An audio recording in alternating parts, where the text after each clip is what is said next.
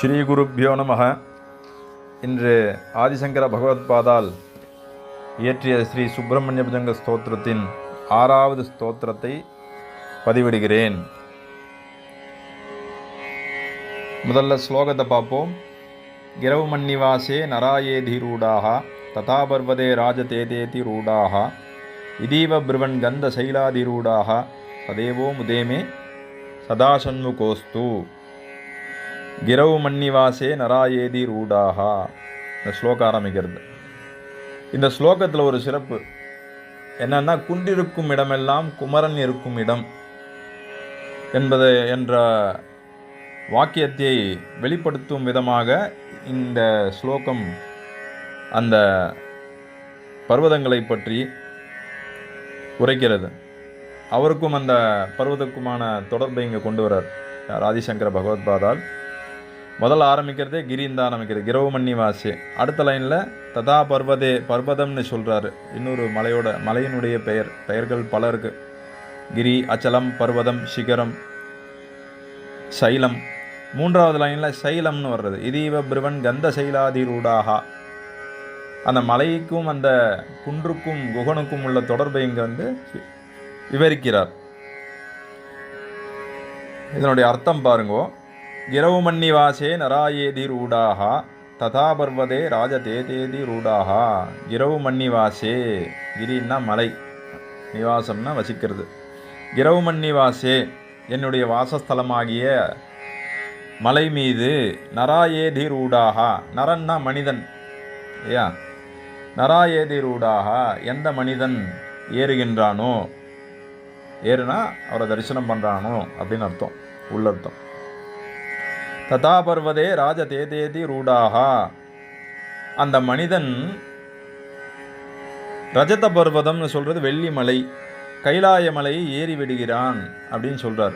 ததா பர்வதே ராஜ தேதேதி ரூடாகா. எந்த மனிதன் எனது வாசஸ்தலமாகிய மலை மீது ஏறுகின்றானோ அந்த மனிதனாகப்பட்டவன், அந்த பக்தனாகப்பட்டவன் கைலாய மலையை எளிதில் ஏறிவிடுகிறான், அப்பொழுதே ஏறிவிடுகிறான். என்ன சொல்றாரு? கைலாய மலையை ஏறி விடுகிறான் அப்படின்னு என்ன அர்த்தம்?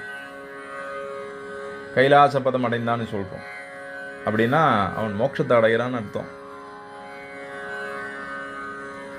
அடுத்த 2 லைன் பாருங்கோ. இதீவ பிருவன் கந்த சைலாதி ரூடாக சதேவோ முதேமே சதாசண்முகோஸ்து. இந்த ரஜத பர்வதம் சொல்கிறதுக்கு, இந்த கைலாய மலையை பற்றி சொல்லணும்னா அதுக்கு பல பேர்கள் உண்டு. கைலாச மலைக்கு ரஜதகிரி, பூர்ணகிரி, வெள்ளிமலைன்னு சொல்லுவா, கைலாய மலைன்னு சொல்லுவா, மேருமலைன்னு சொல்லுவா. இப்படி அதுக்கு பல பேர் இருக்கு இல்லையா? நம்ம இந்த அருணாச்சலத்துக்கு, இந்த திருவண்ணாமலைக்கு அருணகிரின்னு பேர். அருணாச்சலம், அச்சலம் அப்படின்னு சொல்கிறதும் மலையை குறிக்கும். அவர் அருணகிரிநாதர் பாரு, ஆதி அருணாச்சலம் அமர்ந்த பெருமானே அப்படின்னுட்டு அங்கேயும் இவர் அருணகிரிநாதர் பாடுறார். எனவே இங்கே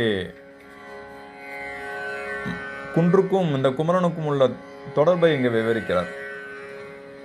முதல் 2 லைன் சொன்ன இல்லையா? கிரவு மன்னிவாசே நராயேதி ரூடாகா ததா பர்வதே ராஜ தேதேதி ரூடாகா. எந்த மனிதன் என்னுடைய வாசஸ்தலமாகிய அந்த மலை மீது ஏறுகின்றானோ அந்த மனிதன், அந்த பக்தன் கைலாச பர்வதத்தை எளிதில் ஏறிவிடுகிறான். அடுத்த 2 லைன். இதீவ பிருவன் கந்த சைலாதி ரூடாகா சதேவோ முதேமே சதாசண்முகோஸ்து. இது என்னன்னா, முருகர் இந்த விளக்கத்தை இதை உணர்த்துற மாதிரி அடுத்த லைன் கொண்டு வர்றார்.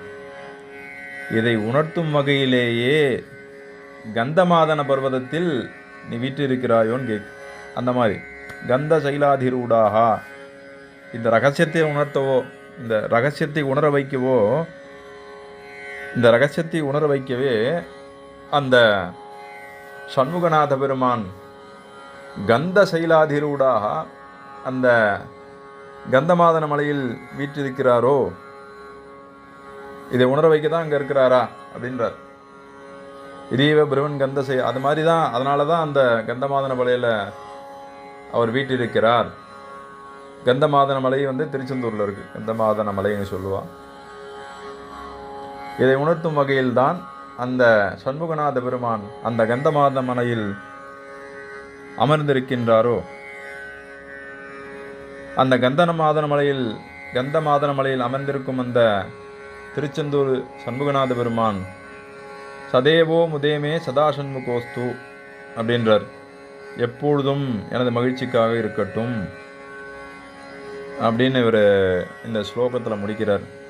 இந்த ஸ்லோகத்தை அப்படியே நான் உங்களுக்கு இதனுடைய பொருள் அப்படியே தமிழில் சொல்லணும்னா அது ஒரு ருச்சியாக இருக்கும். எப்படின்னா, அந்த முருகர் அதை உணர்த்துறா மாதிரி இங்கே இருக்கார் அப்படின்னு சொல்கிறார். எப்படின்னா, கிரவமன்னிவாசே நராயேதி ரூடாக ததாவர்பதே ராஜ தேதேதி ரூடாக இதீவ பிரவன் கந்த சைலாதி ரூடாக சதேவோ முதேமு சதாசண்முகோஸ்து. எந்த மனிதன்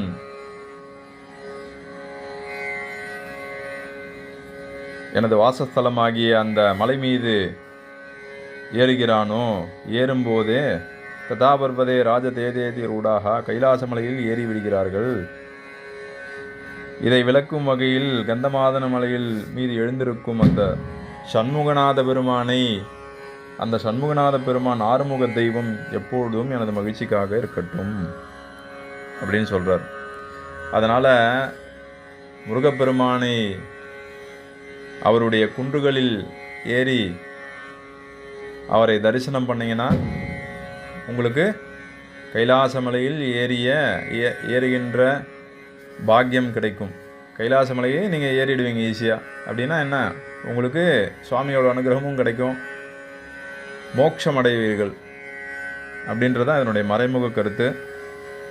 அதனால் எல்லாருமே அந்த குன்றுதோறும் இருக்கும் அந்த முருகப்பெருமானை வழிபட்டு அந்த முருகப்பெருமானின் அருளால் அந்த கைலாய மலையை ஏறி அந்த சிவத்தினை அடைய எல்லாம் வல்ல முருகப்பெருமானை பிரார்த்திக்கிறேன்.